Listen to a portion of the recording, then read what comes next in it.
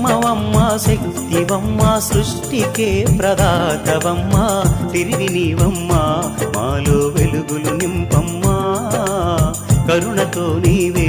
మమ్ము దీవించగరామా అనకాపల్లిలోన వెలసిన నూకాలమ్మ నీ చల్లని చూపుల కరుణ కటాక్షం చూపించమా